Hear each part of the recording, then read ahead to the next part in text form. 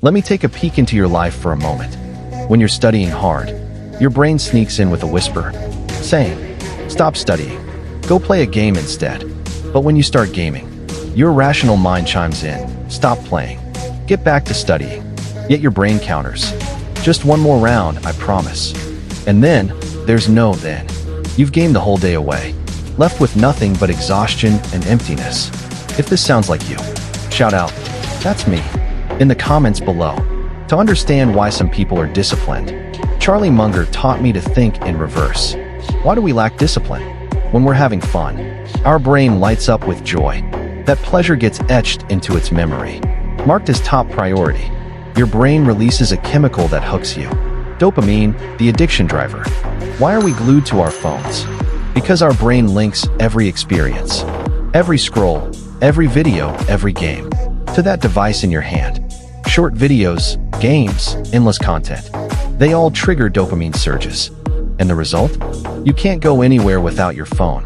Even in the bathroom, you're clutching it. When you're supposed to be working, your brain begs for a quick scroll. It's addicted. It wants endless entertainment. If you let your brain win, you'll skip exercise, neglect growth, and waste your potential. All you're left with is fleeting thrills and a life stuck in a rut.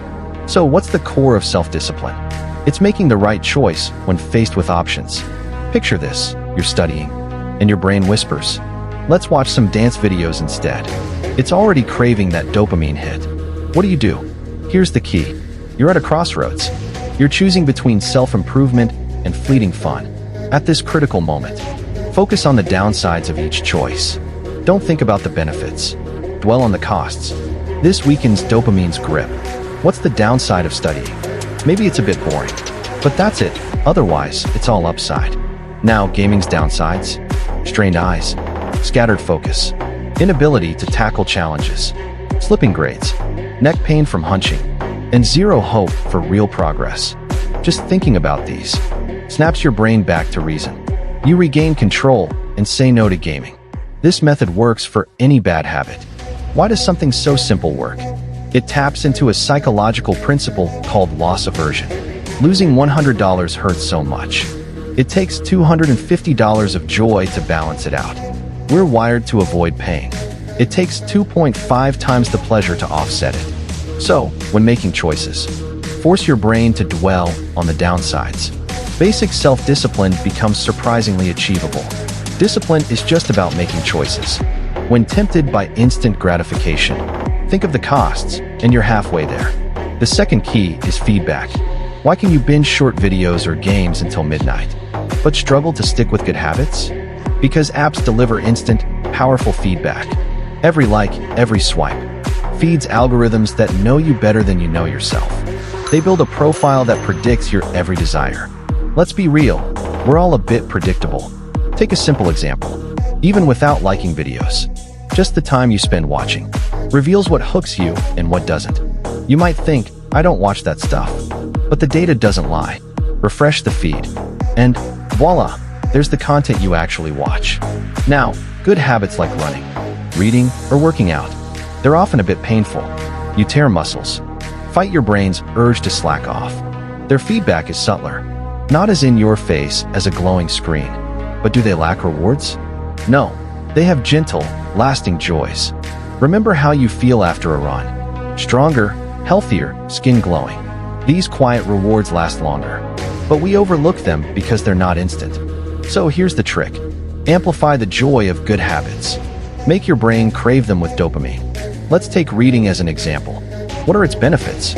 It sharpens your mind, strengthens your focus, elevates your conversation, boosts your social skills, helps you see the world from new angles, makes you harder to fool, and brings deep, lasting joy. It heals your soul. Each time you read, savor these benefits. Track your progress on your phone. Note how reading changes you. Next, amplify those feelings. Go big, be shameless, cast a wide net.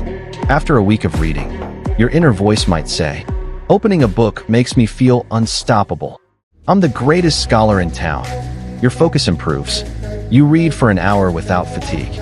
You're brimming with ideas, eager to write, to share. I did this and became a content creator. Keep tracking these wins, and reading becomes a dopamine rush. Finally, the most crucial step: join real-world communities. I once got into cycling. I joined a local club, spent thousands on gear, and rode daily with a group. It was exhilarating, but when I skipped those meetups, within a month, I sold my bike. It was just gathering dust. There's a saying in cycling: one rides fast, but two ride far. Shared goals and mutual encouragement keep good habits alive. This applies to any habit. In-person connections spark a chemical reaction, fueling your commitment. So how do you make it happen? If you run, find local running buddies. If you read, meet book lovers at the library. Use apps to connect, but always meet face-to-face. That's the core of lasting change. That's all for today. Until next time, keep choosing wisely.